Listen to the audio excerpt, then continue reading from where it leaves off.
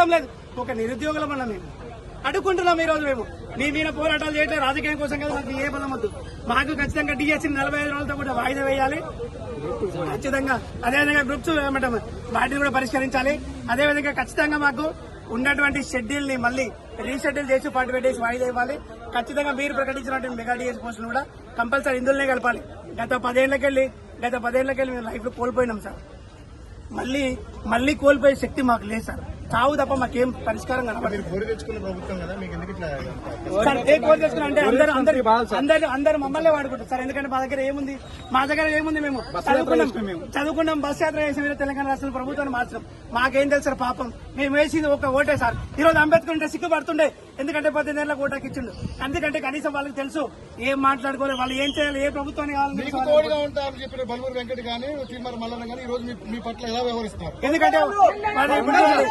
ఎందుకంటే ఆ రోజు మమ్మల్ని గోలు కలిపి మంచిగా ఉండి ప్రశాంతంగా ఉండి చదువుకుంటుండే ఆ ప్రభుత్వంలో మమ్మల్ని వేస్ట్ కాలని చేసిండు.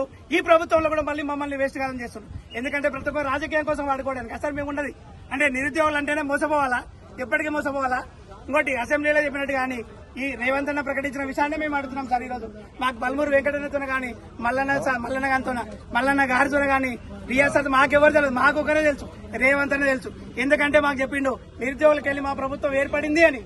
మేము కూడా అదే మాటను మీకు గుర్తు చేయడానికి తప్ప ఎలాంటి ఉద్దేశంతోనా ఎలాంటి దురుద్దేశంతోనా మాకు రాజకీయాలు వద్దు, ఈ బురద వద్దు, ఏమొద్దు.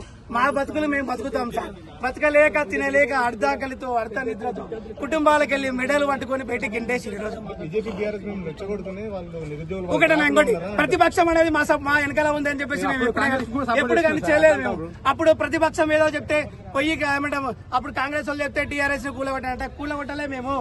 అట్లా ఎవరో చెప్తే వినడానికి మేము మూర్ఖులం కాదు sir. We're well educated, we know everything and everything. మాకు తెలుసు ఎందుకంటే ప్రభుత్వం మారితే మా జీవితాలు మారుతాయని. ఆ మార్పు కోసం మేము చేసినటువంటి కార్యక్రమంలోనే ఈ రోజు గవర్నమెంట్ మారింది. మారిన గవర్నమెంట్ ను కూడా మేము రిక్వెస్ట్ చేస్తా ఉన్నాం సార్. ఈ రోజు ఎవరో ప్రతిపక్ష వాళ్ళు మాట్లాడినని కానీ ప్రభుత్వం వాళ్ళు మాట్లాడినని కాదు. మా ఆకలి మంట, మా ఆవేదన ఈ రోజు మోతిలాల్ అన్నగారు చనిపోవడానికి కూడా సిద్ధంగా తయారు. అట్లాంటి మరో శ్రీకాంతాచారిని తెలంగాణ రాష్ట్రంలో తయారు చేయకుండా, ఇంకో శ్రీకాంతాచారి తెలంగాణ రాష్ట్రంలో తయారు చేయకుండా మేము అడిగేటటువంటి డిమాండ్స్ సార్. ఇంతసేపు సార్ మీ ముందల 2 నిమిషాలు కాదంటే మీరు పరిష్కరిస్తారు. డిఎస్సీని 45 రోజులతో వాయిదా వేయాలి. ఖచ్చితంగా మెగా డిఎస్సీని ప్రకటించాలి. ప్రకటించిన తర్వాత ఈ గ్రూప్స్ రిక్వెస్ట్ కానీ రిమాండ్ కానీ ఖచ్చితంగా మీరు అనుకుంటే సాల్వ్ చేశారు సార్.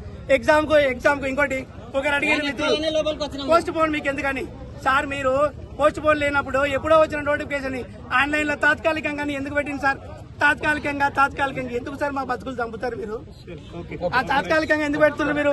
తాత్కాలికంగా షెడ్యూల్ చేయండి.